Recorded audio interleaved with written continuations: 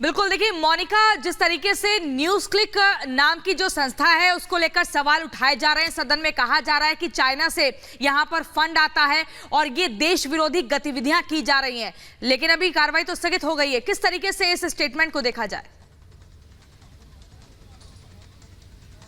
बिल्कुल, देखिए कार्यवाही तो लोकसभा की स्थगित हो गई है भारी हंगामे की वजह से, लेकिन देखिए जिस तरीके से न्यूयॉर्क टाइम्स की रिपोर्ट में भी न्यूज क्लिक को लेकर कहा जाता है कि देश विरोधी जो एजेंडा है वो न्यूज क्लिक के जरिए चलाया जा रहा है, जो कि एक ऑनलाइन पोर्टल है, एक वेबसाइट है, और बीजेपी इसको लेकर विशेष तौर पर हमलावर हो रही है। यही एक बड़ी वजह है कि चाहे सदन हो या सदन से बाहर हो, सोशल मीडिया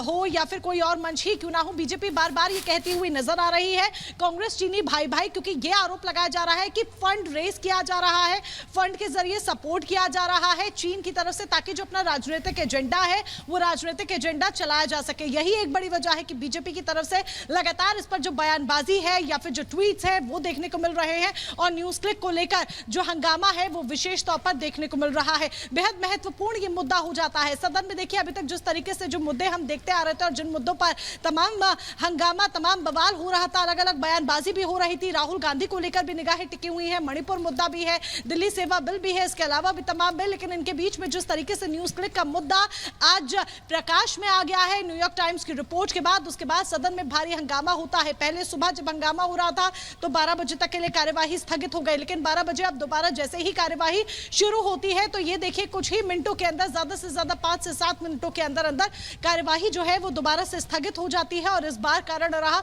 न्यूज क्लिक का मुद्दा, जिस पर चर्चा होने की बजाय जमकर बयानबाजी हुई, जमकर हंगामा हुआ, और इसी हंगामे की भेंट चढ़ता हुआ सदन एक बार फिर से नजर आया। सवाल यहां पर सिर्फ न्यूज क्लिक के मुद्दे का नहीं है, सवाल यह भी है कि आखिर सार्थक चर्चा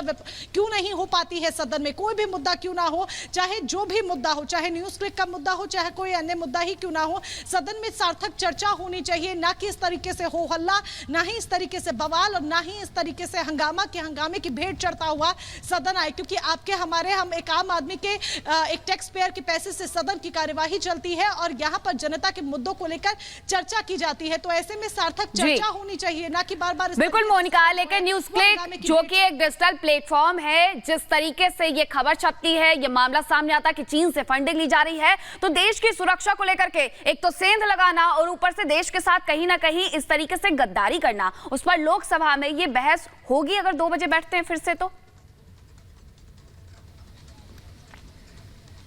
बिल्कुल, देखिए उम्मीद है कि बहस हो सकती है। हालांकि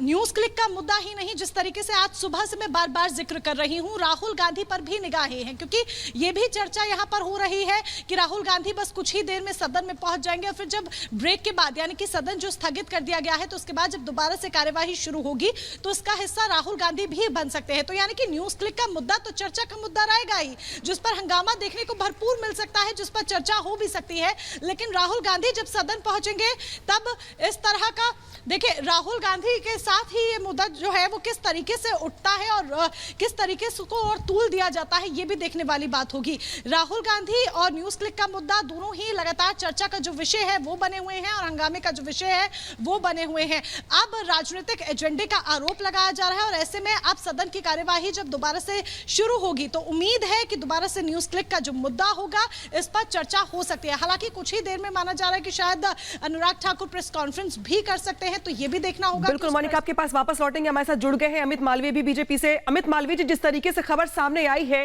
ये सिर्फ मामला फंडिंग का नहीं है बल्कि देश की सिक्योरिटी में सेंध लगाने का भी है, और कहीं ना कहीं ये भी यहाँ पे सामने आ रहा है कि जहां पर तमाम जो कांग्रेसी नेता उस पोर्टल पे इंटरव्यू देते हैं, तमाम चीजें छपती हैं उनकी, लेकिन अब किस तरीके से हंगामे के बाद कार्रवाई शुरू होगी, इस पे बात होगी क्या आज? एक बात बिल्कुल स्पष्ट है कि कुछ बाहरी ताकतें हैं, विदेशी ताकतें, वो देश में पत्रकारों का एक धड़ा है जिसके माध्यम से देश में वैमनस्य फैलाने का काम कर रहा है, सरकार के खिलाफ प्रोपेगेंडा चलाने का काम कर रहा है, और विदेशी ताकतों की वाहवाही हमारे देश में हो उसके लिए पूरे प्रयास कर रहा है। इसमें कांग्रेस से जुड़े हुए पत्रकार और कम्युनिस्ट, ये सभी लोग एक इकोसिस्टम की तरह काम कर रहे हैं और देश के लोगों को गुमराह करने की कोशिश कर रहे हैं। इसी कंपनी पर 2 साल पहले एनफोर्समेंट डायरेक्टरेट ने पैसे को आवागमन के लिए उन पर रेड करी थी। उस वक्त ये तथाकथित पत्रकारों का एक समूह खड़ा हो गया था ये कहते हुए कि ये मीडिया की आजादी पर हमला है। आज उन्हीं पत्रकारों से सवाल पूछा जाना चाहिए कि क्या मीडिया के नाम पर देश के खिलाफ चलने वाली गतिविधियों का वो समर्थन करते हैं? विदेशी पैसे कहां लिए, बिल्कुल किसके लिए लिए? अमित मालवीय जी, एक और बात का जिक्र हम यहाँ करेंगे। जैसा कि आपने कहा, कई सारे और वेब पोर्टल्स ऐसे हैं जिसमें कि न्यूज क्लिक है, जो वाकई देश को गुमराह करने का काम कर रहे हैं। अब जब सदन में, देश के सदन में इस तरह का मुद्दा उठता है तो वाकई ये बहुत गंभीर है। इस पर भी वो इस सवाल पर भी जवाब नहीं दे रहे हैं, हो हल्ला करने लग जाते हैं, ना ही और देश के गंभीर मुद्दों पर वो बातचीत करते हैं। किस तरीके से आप देख रहे हैं? देखिए, पार्लियामेंट को विपक्ष ने स्थगित करने का मन बना लिया है। वो चाहते नहीं है कि देश से जुड़े हुए किसी भी अहम मुद्दे पर वहां चर्चा हो, क्योंकि अगर ऐसा होगा तो उनका खुद का जो चेहरा है वो बेनकाब हो जाएगा। इसलिए पिछले कई दिनों से पार्लियामेंट को चलने नहीं दिया जा रहा है और स्वाभाविक है कि इस विषय पर भी कांग्रेस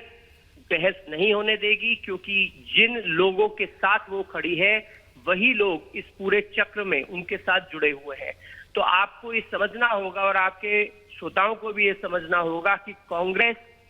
के साथ जुड़ा हुआ एक मीडिया का वर्ग और विदेशी ताकतें और बहुत सारा धन ये देश में चुनाव से पहले धकेला जा रहा है। देश में माहौल खराब हो, प्रोपेगेंडा चले, झूठी खबरें फैलाई जाए, इसलिए प्रयास किया जा रहा है। जी, आने वाले वक्त में 2024 के चुनाव होने वाले हैं और ऐसे में इसके पहले ये बड़ा खुलासा होता है कि न्यूज क्लिक, जिस पर आरोप लग रहे हैं, जो कि एक डिजिटल प्लेटफॉर्म है, कि किस तरीके से चीन के द्वारा पैसा लिया जाता है और उसके बाद एक तरीके से यहाँ पर एजेंडा फैलाया जाता है। आपने अमित मालवीय को सुना जो साफ तौर पर कह रहे हैं कि एक धड़ा है जो कि देश को गुमराह करने की कोशिश कर रहा है।